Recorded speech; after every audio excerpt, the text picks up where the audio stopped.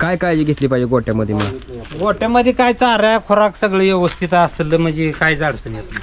गाभण पण जेवढी गाय सांभाळली तेवढी आजारी पुन्हा पडत ना. गाय आजारी कधी पडती येल्यानंतरच आजारी पडती. ह्यांना काय काय खायला काय काय देता तुम्ही? ह्यांना वाळला चारा, मक्काची वली वैरण असते, मुरघास असतोय.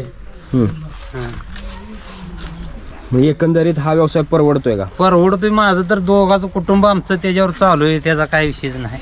आता हे सांगा की मला की दूध दर कमी झाला तर लोकांनी काय म्हणजे कसं सांभाळ केला पाहिजे किंवा त्यामध्ये लोक खचून जातात? जरी 30 रुपये जरी आला तर गायला 100 रुपये 10 गाया सय्यद एक कुटुंब सांभाळू शकते. 1000 रुपये राहिलं म्हणजे शेण अधिक शेतीच चालूच राहते ना. असं म्हणजे काय 40 रुपये असल्यावर ज्यादा राहतात असं काही नाही. पण सगळ्यात चढ उतार असतोच. म्हणजे प्लस मायनस होतं, फक्त प्लस मायनस होत असत. वर्षाचा हिशोब काढायचा हो. असं म्हणजे महिन्याचा 2 महिन्याचा दराचा आठवड्यात कमी आलं ज्यादा झालं त्याचा हिशोब घालून चालत नाही त्यांच्यात.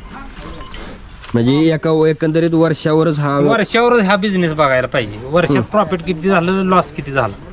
बरोबर.